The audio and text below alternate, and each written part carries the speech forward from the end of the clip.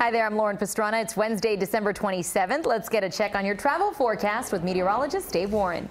Traveling to the southeast, that's where we have some rain coming through the area. Even a little snow picked up here by our radar, and that is up towards Tennessee. But this area is moving east, so the southeast is the one area of concern here. With temperatures a little cooler, we have that rain coming in around Jacksonville and Tampa. Temperatures will be 50s into the 40s and 30s. Now, they have bitter cold air here across the northeast as you get that lake effect snow and the streamers coming off the coast there. Cold temperatures in the northern plains with single-digit readings there in Fargo and some light snow around Minneapolis. Not bad across the southwest, 60s and 70s, but we have a storm across the Pacific Northwest. There's some rain in the valleys and snow in the mountains. Back to you.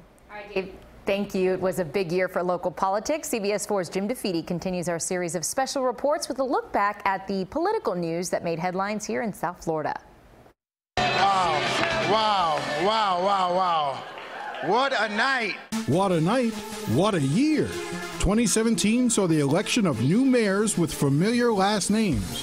Francis Suarez was elected Miami mayor, a position his father, Xavier Suarez, held in the 1980s. As we embark on this new era for the city of Miami, we must be ready to meet the challenges of the future. A new era in Miami Beach as well. My commitment to you is I appreciate the trust you've given me, but it doesn't end there.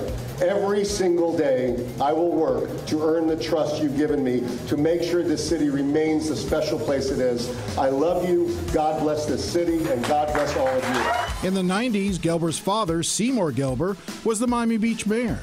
The other hot issue on the beach? The ordinance to scale back liquor sales along Ocean Drive. That measure went down in flames, and so the party continues. And again, the people have spoken at Miami Beach and said that this is an important street, and we need to fix it together, and we're going to. South Florida Congresswoman Debbie Wasserman Schultz took a hit when former DNC Chair Donna Brazile came out with a new book accusing Wasserman Schultz of favoring Hillary Clinton and being a lousy DNC chair.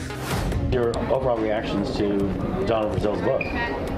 You know, your role in it, your prominence in it. I'm focused on doing the best job that I can to represent my constituents here in Florida's 23rd Congressional District. Can you deny those for us? Can you respond to what Ms. Brazile is saying about you? My focus, which is what my constituents elected me to do, is to make sure that I can fight for the things that they care about. 2017 also saw not one, not two, but three state legislators from South Florida fall from grace. First, there was State Senator Frank Artillis. I extend a heartfelt apology to my colleagues and to all of those I have offended. Artillis resigned from the Senate after it was revealed he used racist and sexist language in conversations with Senator Audrey Gibson. I'm so sorry for the words and the tone I used with you. Also resigning in disgrace, State Representative Daisy Baez, who lied about living in her district, and State Senator Jeff Clemens from Palm Beach. He stepped down after it was discovered he had an extramarital affair with a lobbyist. Survivors Unite! And the Me Too movement hit Tallahassee hard, with one of the most powerful men in the state facing accusations of groping and sexual harassment.